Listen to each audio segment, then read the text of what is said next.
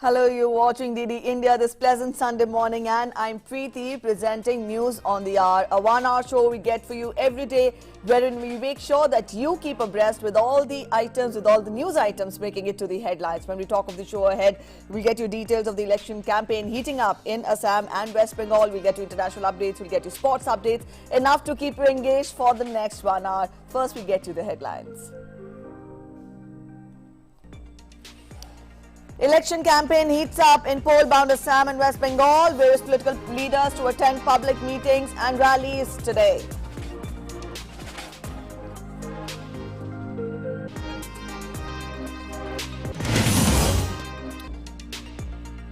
The BJP Central Election Committee holds meeting in Delhi. Another list of candidates for 5 assembly elections likely to come out today.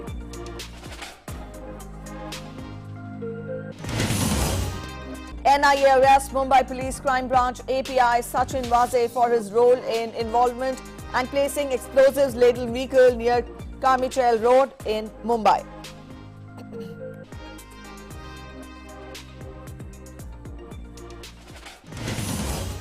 On the second day of his 3-day visit to Uttar Pradesh, President Nath Kovind to attend Varanasi Samagam at Sonbhadra today.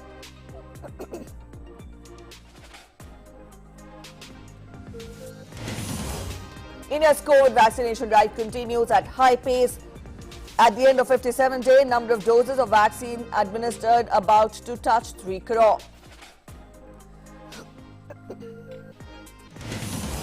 Leader of parallel civilian government in Myanmar, Win Kang Than, addresses public for the first time, vows to pursue a revolution to overturn the junta even as protests continue in the troubled nation.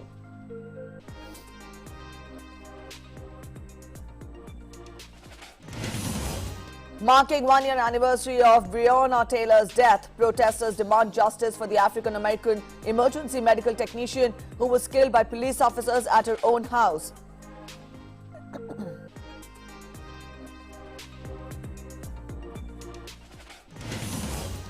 The second T20 international between India and England to take place in Ahmedabad today. England is leading the 5-match series by 1-0.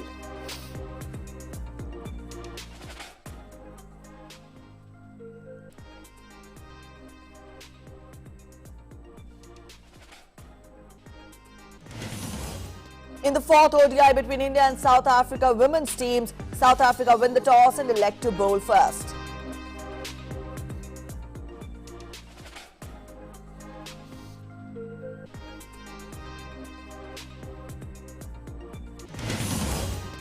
American boxing legend and former undisputed middleweight world champion Marvelous Marvin Hagler dies at the age of 66.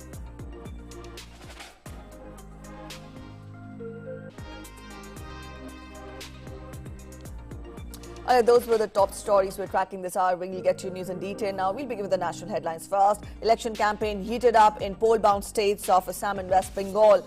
In poll-bound Assam, campaigning is gaining momentum as ruling BJP has launched a star-studded campaign.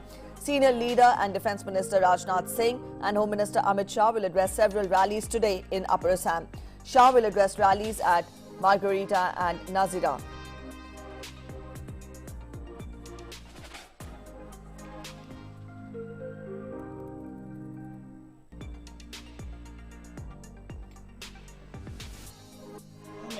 पश्चिमी बंगाल में बहनों भाइयों जिस प्रकार की भीड़ और जिस प्रकार का जुनून हमको देखने को मिलता है, मैं इस नतीजे पर पहुंचा हूं कि अब बंगाल की जनता ने मन बना लिया है कि ममता दीदी को जाना है और भारतीय जनता पार्टी को पश्चिमी बंगाल में आना है।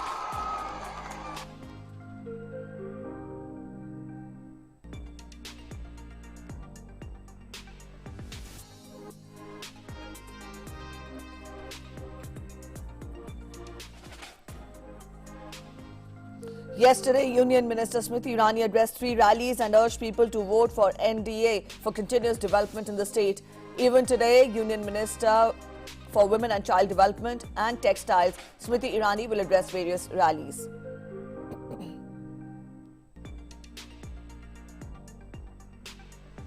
Senior Congress leaders Jitendra Singh, Ripun Bora, Gaurav Gogoi are also campaigning for party candidates. Senior party leader and Chhattisgarh Chief Minister Bhupesh Baghel will visit Dibrugarh today. Other parties including AIUDF, Assam Gana Parishad, BPF, Assam Jatiya Parishad, Raijor Dal and left parties are also holding election rallies today.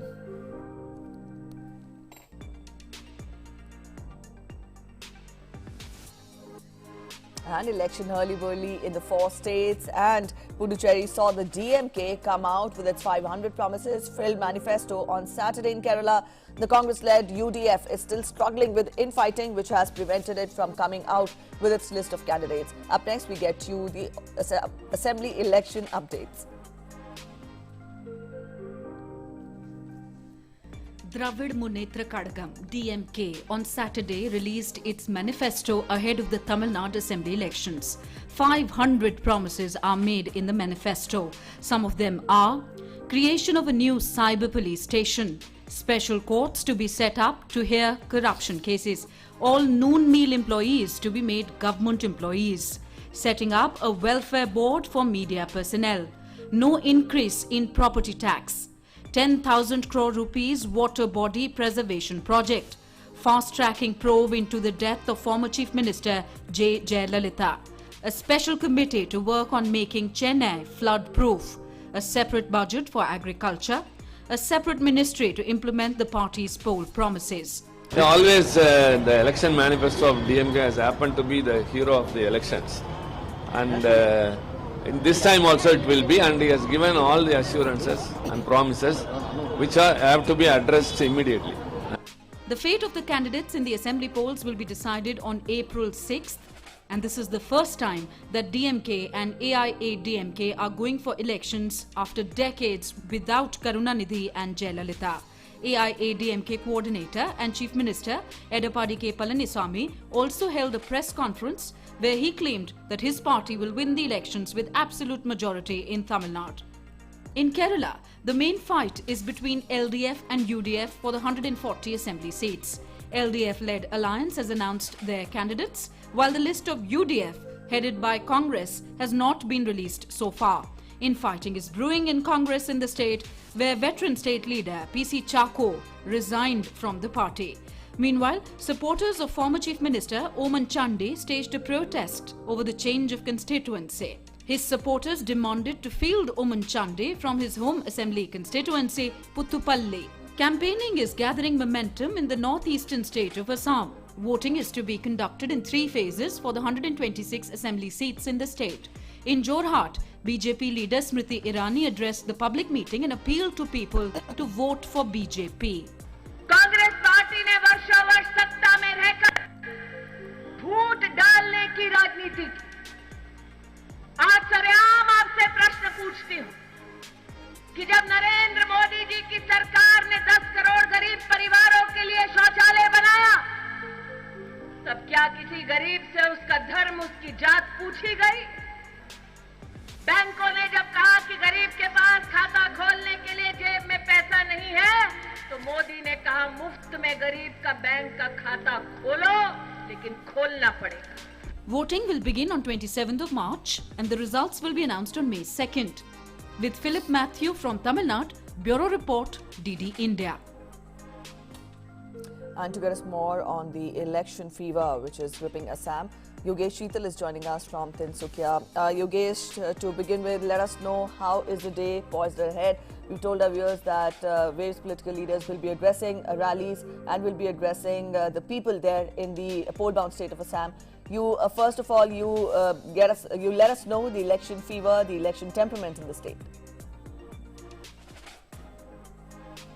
That's right, Priti. Around 267 candidates are in the fray for the first phase. The election is going to be held on 27th of March, and as you have also rightly said that all the senior leaders across the party, we have seen that yesterday Smriti Irani had this rally in Shivsagar also, apart from Jorhat, and also other leaders like Chhattisgarh CM had addressed a rally. Today Amit Shah, the Home Minister of India, is expected to address a rally in next 1 hour, and also Prime Minister of India Narendra Modi is going to address a rally in Dibrugarh on 20th, which is live likely the schedule is still to be finalized. So back-to-back rallies are happening in the different districts and different constituencies of Assam. It remains to be seen that what will be the outcome. But one thing which is very important, that as far as issues are concerned, there are a number of issues from tea garden issues, from tea worker issues to CA is also an issue, and apart from that a social justice issue is also there, because 6 communities that have been demanding to get SC/ST status, that is also an issue in Assam. And apart from that also regional issues, we know that electricity issues, development is obviously infrastructure,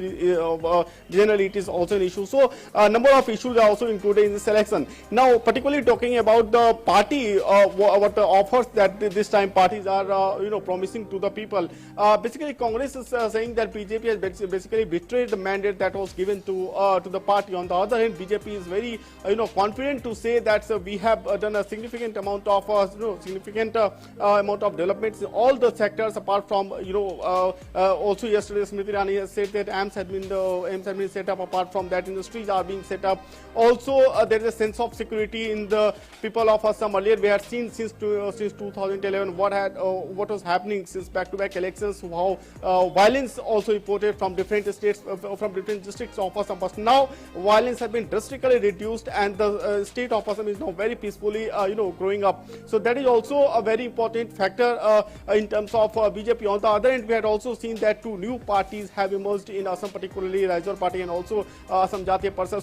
So it will be very interesting to see that how the performance goes on. But talking about the ground level people, we had given to understand that overall situation, the promises that are being made at this point in time by the different leaders, whether from Assam or from the national campaigners, that we know that all the parties have released a list of star campaigners. So that whether they are going to make some significant impact or no, that remains to be seen. Preeti. All right, Yogesh, you've told us the issues that could be high on the minds of the people when they come out to vote today. But I would want you to, you're there in the state, you are, talking with people. Let us know, how do you gauge the prospects of the political parties? Because we've seen the coming together of Congress, AIUDF, PP and others in the Mahajot on one side, and we have BJP's claims of development on the other hand. So put all this together, how is the election battle poised this time around? See, there are many small parties in Assam, and basically talking comprehensive about Northeast, there are many parties. There are 2 main alliances. One that is Grand Alliance, which is being led by the Congress party, and on the other hand there is a BJP that is being led by NDA. So there are 2 main alliances. Now talking precisely about Grand Alliance, so that I have already told you that they had also quite the CAA issues prominently in this region, and apart from CA, there are many things which are related, like they are saying that Assam Accord would be protected, CA will not be implemented. That is a clear stand of Congress party at this point in time. Apart from CA, also free electricity development. Congress is saying that if the party comes back to power, then there will be no privatization. There will be no more privatization of the government sector. On the other hand, talking about NDA, then NDA is the BJP has basically made it very clear that employment generation would be the key thing for the BJP. The youth basically they want employment, and that employment would be given. That is the main thing. CA already BJP has made CA stance very clear from the center. Now apart from that, the small parties I was talking about, that small parties, they are offering a very interesting thing, that is land reform. So they are saying that the landless people would be given land if they come to power, or if they come a significant strength in the Assam Assembly. So land reform is also a very important issue at this point in time, basically for the tea gardeners or tea workers, because they want because they don't have land. Majority of them they don't have land. Also, one thing very importantly, that the BJP leaders are basically mentioning that whatever happening during lockdown, when people don't have money, they are running out of cash, they are running out of money, they are running out of employment, jobs, security. So those particularly in 8 days around 80 crore people were given food free of cost. So that is a very important issue, because tea workers, they have they are mostly their daily wages, they are earning around 167 around this sort of money on a daily basis. So when they were given food, they were given employment, they were given a sort of security at this point in time. So definitely that will also be a very issue, and I think that remains to be seen, that how they react to the mandate, to the promises that are being made. All right, Yogesh, so we'll have to see how the days ahead pan out. Thank you so much for joining us with those inputs from Tinsukia, and joining us to get more on the poll fever. From Chennai is our correspondent Abhishek Jha. Abhishek, when we talk of the poll contest in Tamil Nadu, this time around it will be for the first time that the two stalwarts will not be facing, each other in the politics. How is the political battle, the electoral battle poised in the state? We've also seen that Congress, another important issue is to keep its flock together with incidents of dissidents coming into fore. Talk more about the electoral battle. How is it poised this time around? Do we also see some other surprise factors, surprise elements in the elections this time around? So, Preeti, talking about those stalwarts that are not part of the election this time, Karunanidhi Jalata, of course, this is the first assembly election in their absence, and the pressure has in fact been more on the those who have taken reins from those late leaders, like in DMK's party, Stalin, who is projected to be the CM candidate from DMK side, is taking a lot of rallies and so much of interest in polling himself. He has said that. All right, I think we've lost contact there with Abhishek Jha. We'll try getting back to him again to get more on how is the electoral battle poised in the state, and he will be talking about the election fever also. Meanwhile, let's get to other news related to the elections there. The election campaign heats up in poll-bound Assam and West Bengal. As we told you earlier, various political leaders are to attend public meetings and rallies today. The Election Commission has written to Chief Secretaries and Chief Electoral Officers of Assam, Tamil Nadu and Kerala, West Bengal and Puducherry regarding equitable opportunity for access to election-related advertisement space. The Election Commission said in its letter that it has been brought to its notice that in some places advertisement space is being monopolized by some political parties. The Commission said that it should be ensured that any such place is not dominated or monopolized by any particular party or candidate. All parties and candidates should be provided equal opportunity in this regard. The letter said that the district election officer should ensure that all political parties and candidates get equitable opportunity to have access to election-related advertisement space during the election period.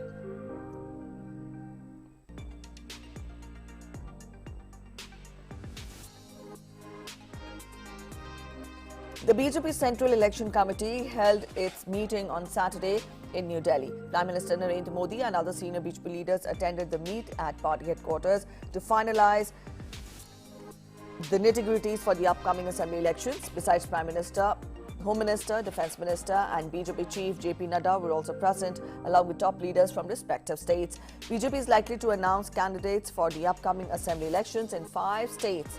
Today, the party has already issued a list of 60 candidates for West Bengal.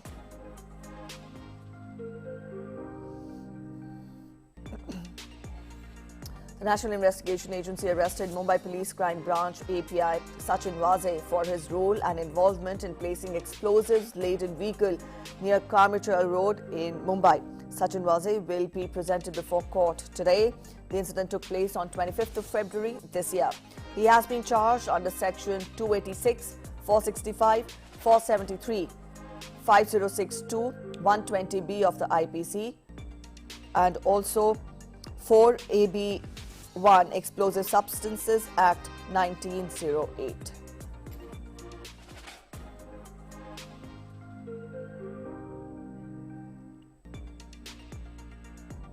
President Nath is on a 3-day visit to Uttar Pradesh. The president reached Varanasi on Saturday afternoon and he, along with his family, for the first time attended the Ganga Aarti at the Shashwamedh Ghat in Varanasi on Saturday.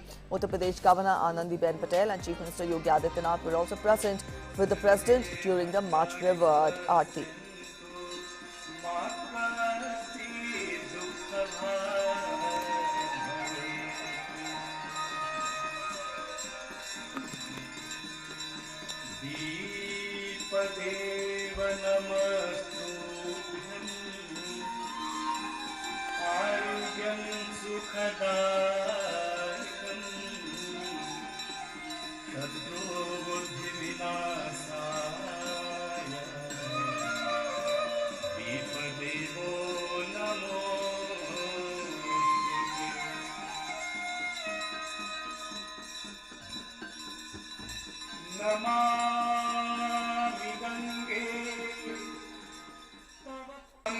President Kovind also offered prayers to Baba Kashi Vishwanath in Varanasi. 9 priests of Archaks performed the famous Aarti, during which 18 girls were present as Riddhi Siddhi. Special arrangements were made by the authorities on the occasion. Today, the President will visit Chapki in Sonbhadra district, where he will grace the Varanasi Samagam, that is Vanvasi Samagam. President will also inaugurate the newly constructed building of Seva Kunj Ashram. On Monday, the President will grace the inaugural session of Jagran Forum on issues of Ganga, environment and the culture of India. The event is being organized by a newspaper in Varanasi.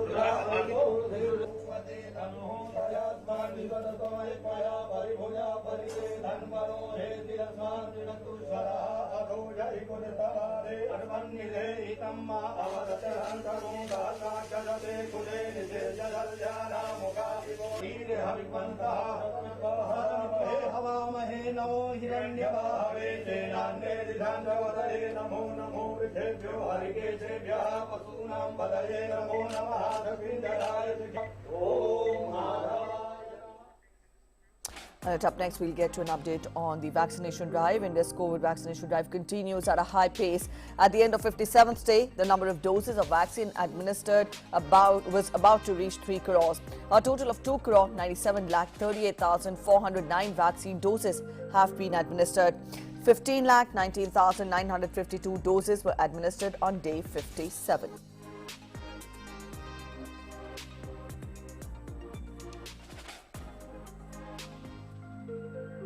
Up next, we take a look at COVID-19 update from across the country. As per the Union Health Ministry's data, 16,637 recoveries were made in the last 24 hours, taking the cumulative total of recovered patients to 1 crore 9 lakh 89,897.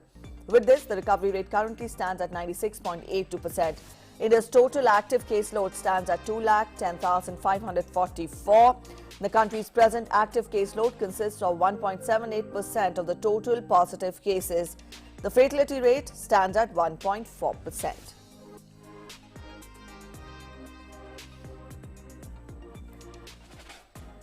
Also, according to the Indian Council of Medical Research, that is ICMR, over 8,64,368 COVID-19 tests were conducted in a single day yesterday.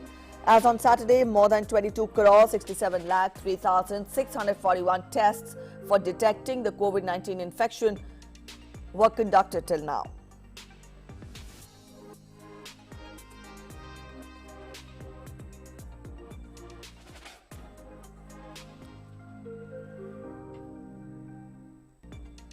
Prime Minister Narendra Modi spoke on phone with Sri Lankan President Gotabaya Rajapaksa.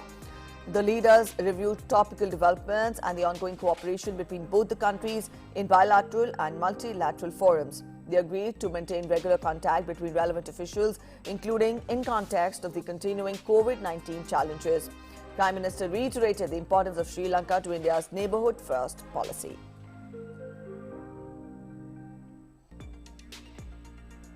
In Andhra Pradesh, 6 people lost their lives and 6 sustained injuries after a lorry hit an auto rickshaw in Golapalli village of Krishna district.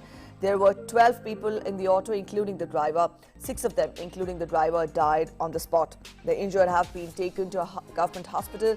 3 of them are critical. A case has been filed while search for the absconding lorry driver is underway.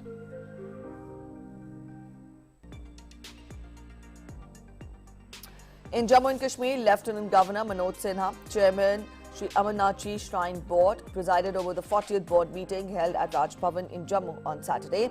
The board, keeping in view the foremost concern of safety and security of the pilgrims, decided that 56 days yatra will commence from 28th of June, simultaneously along both the Baltal and Chandanwadi routes. The board was also informed that this year's yatra will be held as per COVID-19 SOPs developed by the government. The daily route-wise yatri ceiling has been enhanced from 7,500 per day per route to 10,000 per day per route, excluding heli passengers. The Lieutenant Governor has directed for upgradation of healthcare facilities on both the routes, and the routes be equipped with top-of-the-line medical equipments, augmented manpower.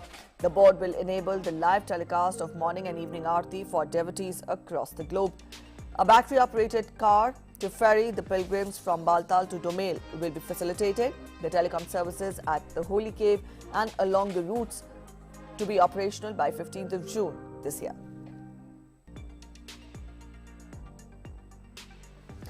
Up next, we'll get you international updates. We begin with updates from Myanmar. The acting leader of Myanmar's parallel civilian government, Man Win Khaing Than, addressed the public for the first time on Saturday from hiding and vowed to pursue a revolution to overturn the junta. The civilian government was appointed by ousted lawmakers in wake of February 1 military coup. Calling the coup the darkest period for the country, the leader ensured that he will put all efforts to protect the citizens in this revolution. As per reports, at least 12 protesters were killed and several others were injured in police firing on Saturday during the anti-coup protests, which continued unabatedly even on the 42nd consecutive day in Myanmar. More than 70 people have been killed and over 2,000 were arrested since the protests erupted after the military took over the government in Myanmar on 1st of February, deposing the civilian leader, State Councillor Aung San Suu Kyi.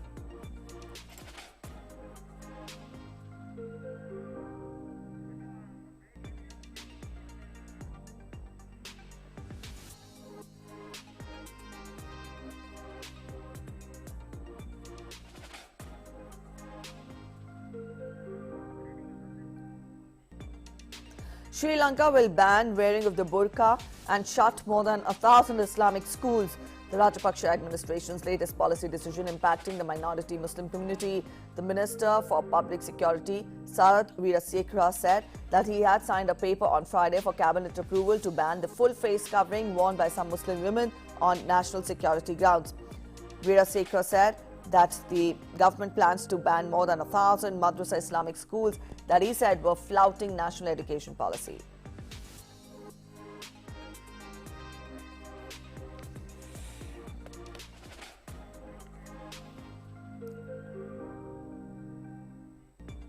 Time now for a short commercial break. You're watching News on the Hour. We'll be back in a short while. Stay with us. Namaste land. Marhaban ila al-Hind. Zari India.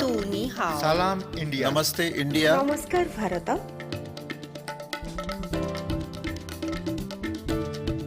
Muy India. Nahnu Hunud. India. Ma Hindi Hasti. Mung Hindian. Salam Hindustan. We are India.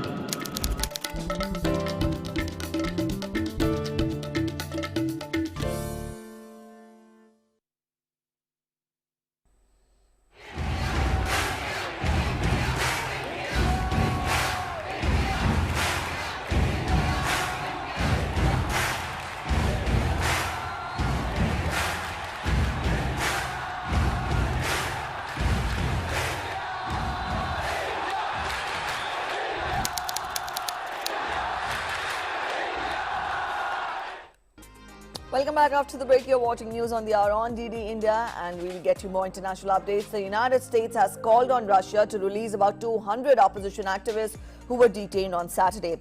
While Russian police routinely break up opposition protests, the mass arrest of municipal deputies at a conference in Moscow were unprecedented. Taking to Twitter, the U.S. Secretary of State Antony Blinken called for an end to persecution of independent voices after the arrests were made. Blinken tweeted and echoed him. Today, the Russian government detained almost 200 municipal leaders and politicians, including political activists Vladimir Kara-Murza and Yulia Galyamina, on dubious grounds. We call for an end to the persecution of independent voices.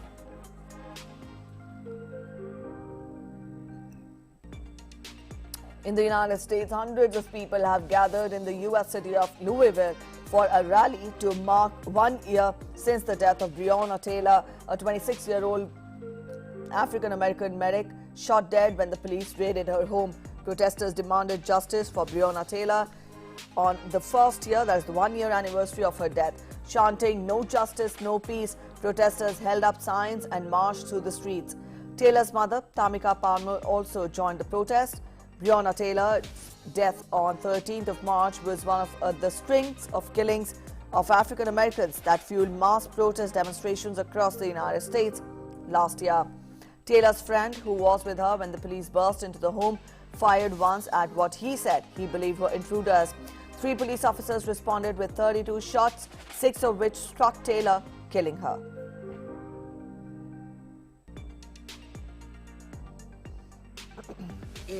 It's only the beginning of getting full justice for Brianna. We must not lose focus on what the real job is. And with that being said, it's time to move forward with the criminal charges. A British police officer is due to appear at a court after being charged with the kidnap and murder of 33-year-old Sarah Everard, whose disappearance last week has sparked anger and fears among women about their safety. A police van arrived at Westminster Magistrates Court in London and was thought to be carrying 48-year-old Constable Wayne Cousins. Everard had disappeared while walking home from a friend's house in South London on March 3rd. The Metropolitan Police on Friday confirmed a body found in the woods outside London was that of the missing woman. Her case has led to an outpouring of personal accounts by women of their own experiences and fears, and a campaign for action to address this. Large crowds gathered yesterday at a memorial for the London murder victim, despite police warning the visual would breach COVID-19 restrictions. Hundreds of women and men still want Clapham Common to leave flowers and letters while they chanted slogans in unison, "It could have been you," as several police officers looked on.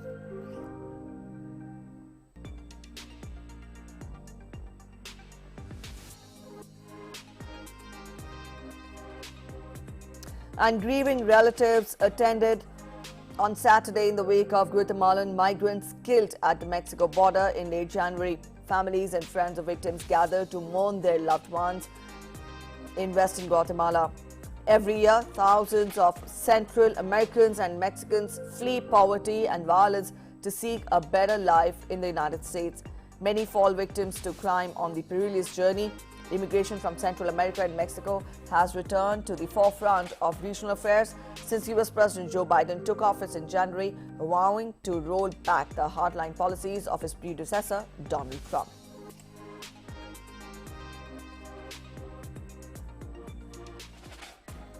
Bolivia's former interim president, Jeanine Áñez, has been detained in the city of Trinidad. The new government has arrested her on claims that she participated in a 2019 coup to seize power. She was arrested in a dawn raid at her home in Trinidad and transferred to La Paz by military plane. According to the arrest warrant, Áñez and a raft of ministers and security officials face charges of terrorism, sedition and conspiracy over an alleged coup against longtime former President Evo Morales left office following contested elections and violent protests in the country against him.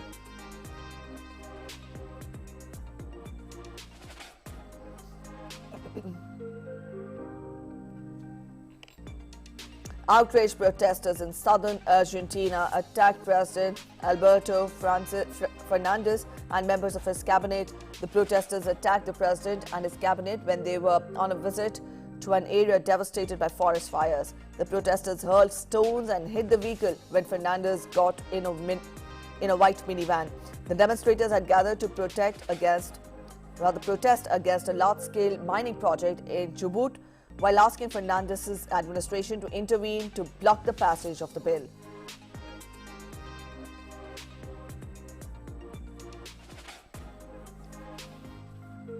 Some news from Afghanistan now, where people in Herat woke up to destroyed houses and shops on Saturday after a late-night car bomb that killed at least 7 and injured more than 50 others. The powerful car bomb was detonated near a police station on Friday, and its impact brought down buildings, shattered glass, leaving residents stunned.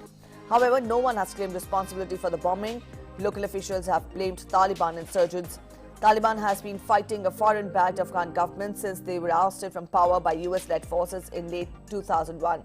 Peace negotiations between Afghan government and insurgent Taliban in Qatar's capital Doha have struggled to make progress amidst international calls to reduce violence. Russia will hold a conference on Afghanistan in Moscow on March 18th and has invited several regional players, including Afghan government and politicians, to jumpstart the peace process as diplomacy by foreign powers, including Washington, ramps up.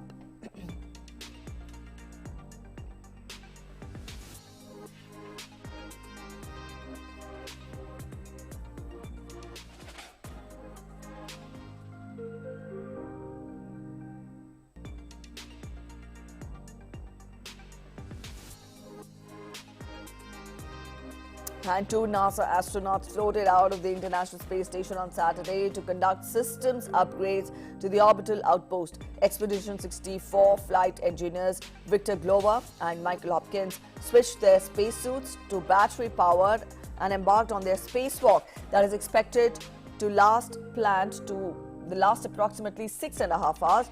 The duo will replace a wireless antenna assembly on the station's Unity module and route cables to provide Ethernet capabilities for two of the station's high-definition cameras, among other tasks, according to NASA.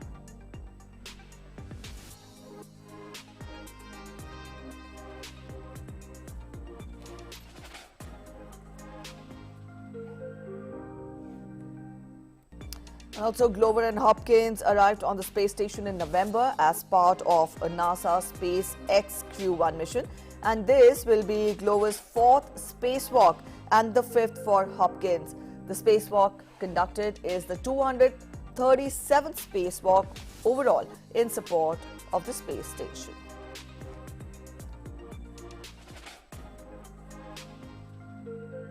The mortal remains of late Ivory Coast Prime Minister Hamid Bakayoko landed in Abidjan's International Airport in Ivory Coast from Germany. The late Prime Minister was given experimental treatment for cancer in Germany, which failed to save his life.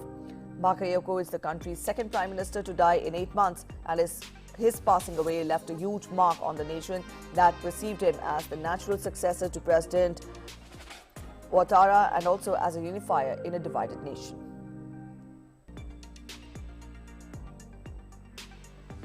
US President Joe Biden attended Mass at his home parish on Saturday, 2 days after signing into law his American Rescue Plan.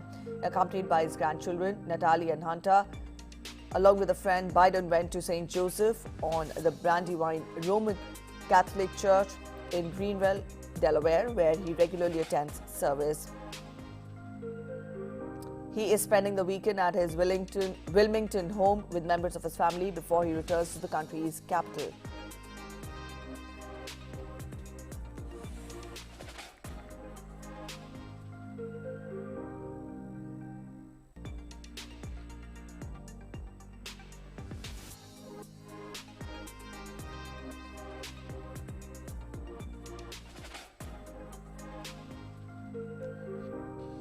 Up next, we're heading for a short commercial break. When we come back, we'll get you more international updates. You're watching News on the Hour. Stay with us.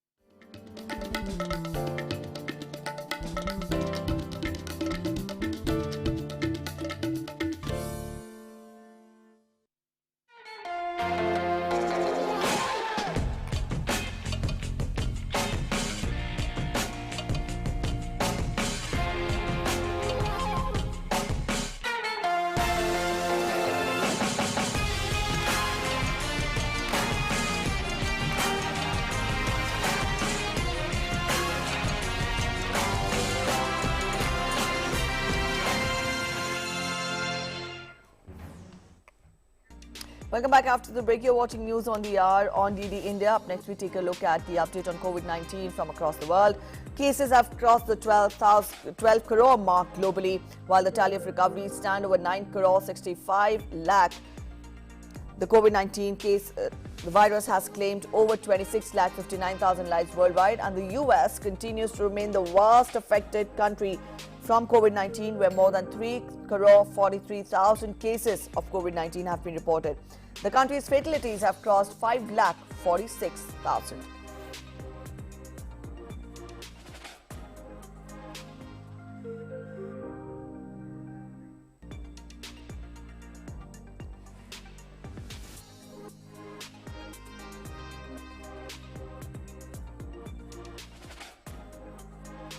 And former Brazilian President Luiz Inácio Lula da Silva received the first dose of COVID-19 vaccine in Sao Paulo. Lula was administered the shot at a vaccination drive through in Sao Bernardo do Campo. Also, he was accompanied by the Federal Deputy of the Workers' Party and former Minister Alexandre Padilla. Brazil has lost over 2,77,000 people to COVID-19, which is the worst death toll outside the United States. The country has seen more than 1,14,39,000 cases of the virus so far.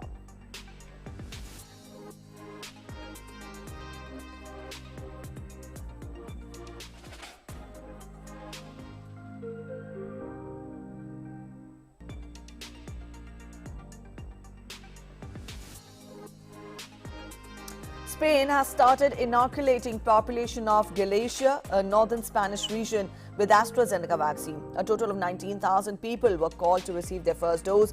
The vaccination drive has started in the region amidst various Spanish regions suspended administering the AstraZeneca COVID-19 vaccine based on reports of side effects in some people. The country was among Europe's hardest hit countries from COVID-19. It has registered over 31,83,000 cases of COVID-19 with over 72,000 deaths.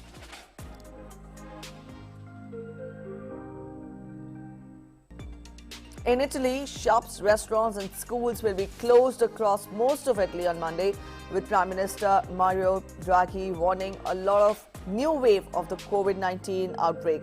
For 3 days over Easter, that is 3rd to 5th of April, there will be a total shutdown. Residents in Italy's red zone regions will be required to stay home except for work, health or other essential reasons. Italy, which 1 year ago imposed one of the first national lockdowns, is once again struggling to contain the rapid spread of infections.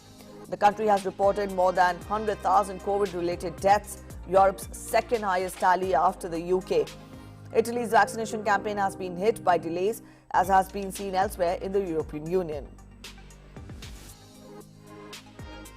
And soccer fans attended the Russian Premier League match between Zenit and Akhmat Grozny in St. Petersburg, and they were offered unusual pre-game treat. Now, the fans were offered Russia's Sputnik 5 vaccine against COVID-19. At least 20 fans were vaccinated before the game. The service was available for 2 hours before and after the game, so that the number could have risen. Several thousand people attended the match in the 68,000-seat stadium. COVID-19 restrictions prevent stadiums operating at full capacity.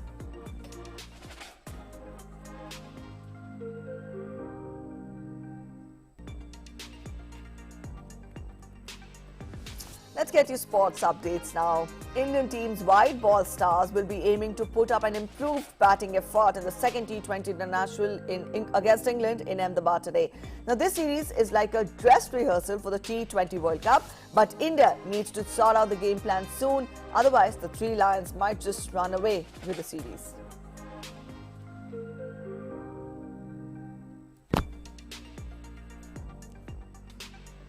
Sunday in Ahmedabad. England romped to a comprehensive victory in the first T20, doing so with 8 wickets and 27 balls to spare. Winning the toss and electing to bowl fast, the visitors were relentless on the field and with the bat as well. England seemed to have got their team selection and tactics spot on. With the exception of Shreyas Iyer, none of the Indian batsmen stayed long enough at the crease to make an impact. Their final total of 124 for 7 was never going to be enough against the power-packed English lineup. The England openers came out with all guns blazing, racing to 50 for nil after the power play overs to effectively end the game as a contest. While a lot of focus was on India's slightly inexperienced bowling lineup, it was their batting that let them down in the first T20. Virat Kohli will need to get back into form before the important international fixtures this year, while KL Rahul and Hardik Pandya need to get over their rustiness. India have been pretty good at making comebacks, and they look to come back strongly in the second game and restore parity in the series. It should be another great day for playing cricket with no rain interruptions expected. The wicket is a pretty balanced one, which was evident in how it played during the second innings of the first game. Sports Desk, TD India. South Africa won the toss against India in the 4th game of the 5-match ODI Women's Series at Lucknow Stadium. Team South Africa elected to bowl first. When reports last came in, India was batting at 110 runs with loss of 2 wickets after 28 overs. Currently, the visiting team South Africa is leading the series by a 2-win margin. While the visitors won the first and third matches of this series, the Indian side also claimed a big victory in the second match of this series.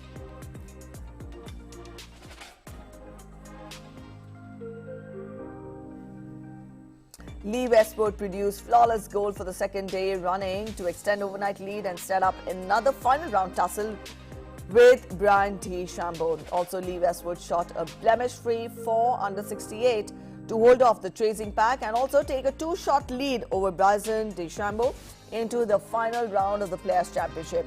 On a hugely eventful day at Sawgrass, Westwood doubled his overnight one-shot advantage and set up a repeat of his final round battle with his opponent from last week's Arnold Palmer Invitational.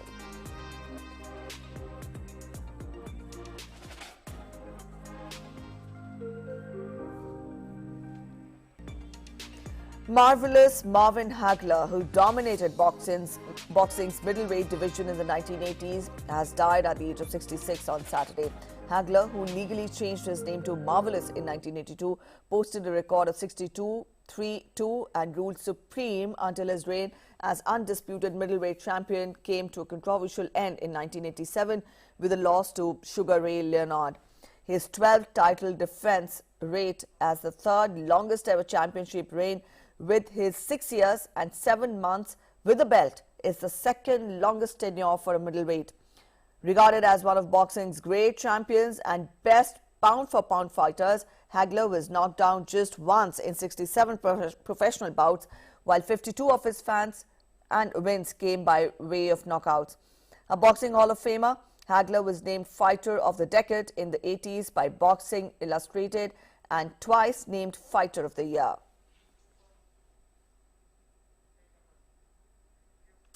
And Murray Walker, the infectiously excitable television commentator who became the voice of Formula One for generations around the world, passed away yesterday at the age of 97. The news was announced by Silverstone-based British Racing Drivers Club, of which he was an associate member.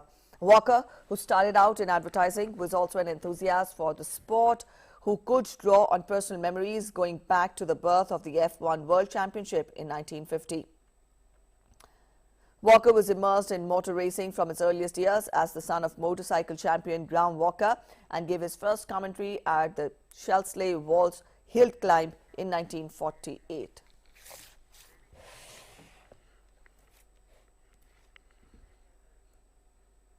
And again, we're heading for a short commercial break. When we come back, we've got still lots more to show you. Stay with us. You're watching News on the Hour. A global pandemic that's causing havoc worldwide. Search for an effective vaccine is on. Until then, the only option is caution and prevention. Now that the country has opened up under Unlock 5, it's all the more critical that we don't let our guard down. Face mask has been found to be the most effective means to fight the spread of COVID-19. World Health Organization and various researchers have also found that masks are critical in mitigating the spread of COVID-19. When you wear a mask, you protect yourself and people around you.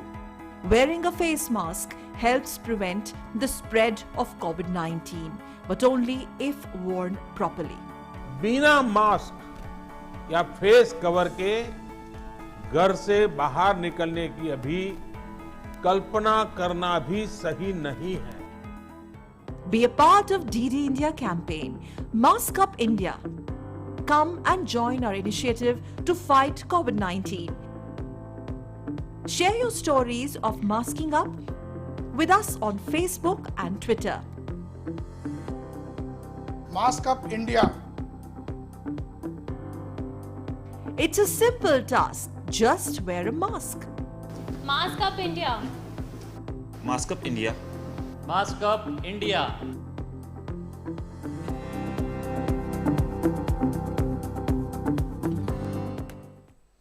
Your window to rising India. India's voice on global platforms. Latest news from India and around the world.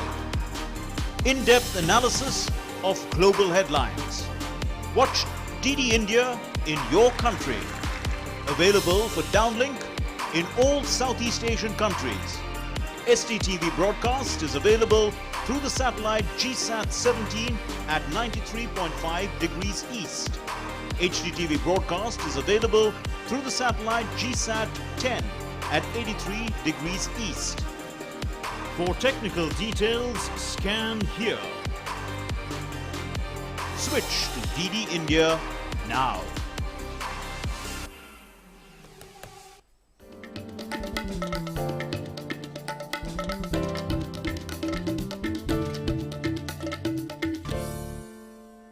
Welcome back after the break. You're watching News on the Hour, and West Indies cricketing greats Vivian Richards, Jeremy Adams, Richie Richardson have expressed gratitude to India and Prime Minister Modi for the assistance of Made in India vaccines for COVID-19 to their country.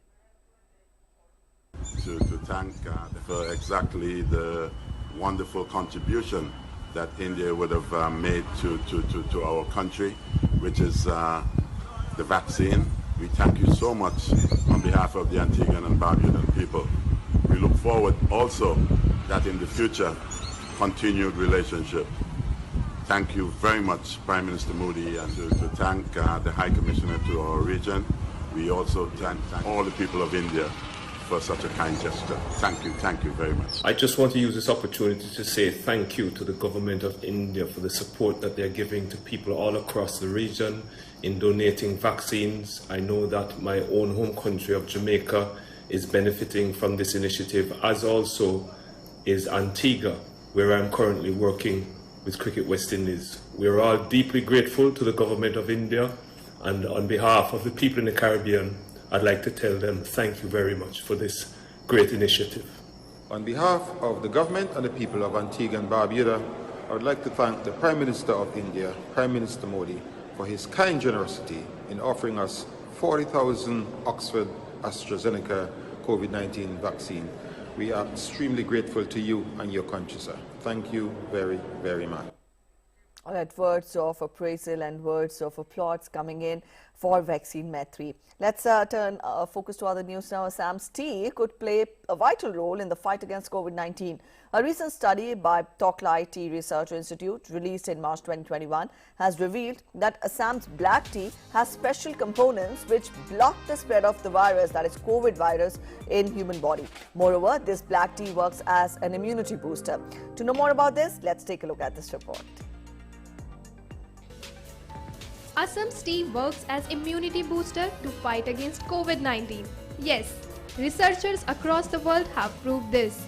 And now, Asia's first tea research center, Toklai Tea Research Institute in Assam's Jorhat, has come up with one such finding which quotes that black tea grown in tea gardens of northeastern state of Assam could be an armor against COVID-19.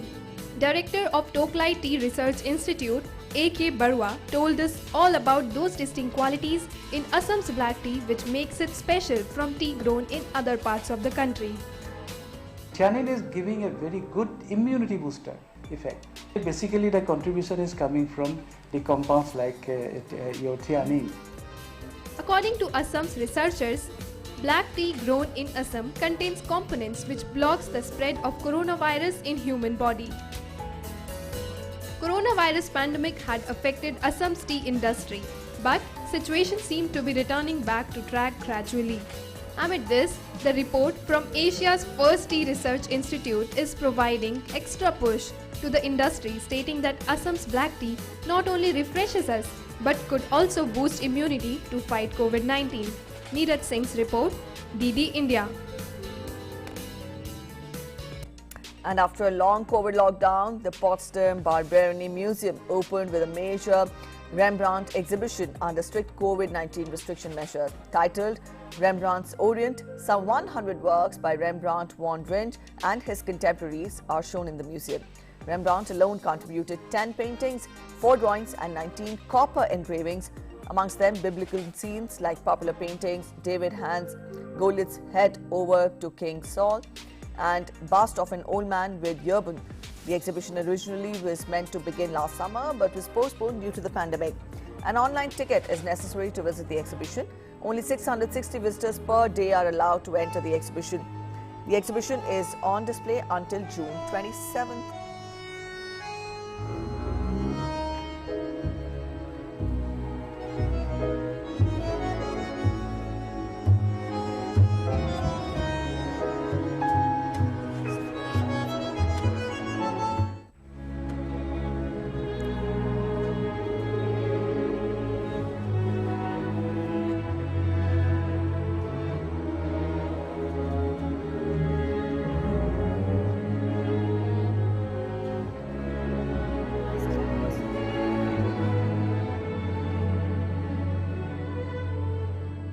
And Russians living in the town of Urayv-Polsky marked the end of winter with a colorful Maslenitsa celebration. The Maslenitsa is the oldest surviving holiday, and festival participants were dressed in bright costumes which contrasted the white snow.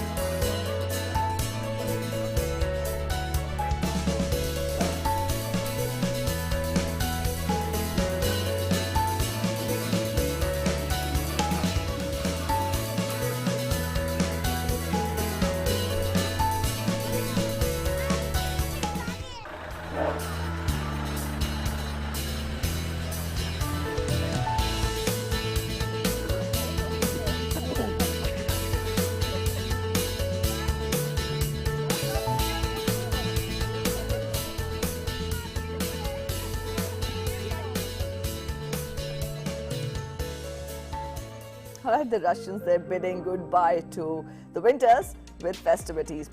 And let's turn focus to France now. For the first time in the year since the first lockdown of French cultural venues, opera singer Florent Sempe rehearsed his part in God's Faust at the Opera Bastille in Paris. Now, the audience seats were filled with socially distanced crew members and technicians wearing masks. Take a look.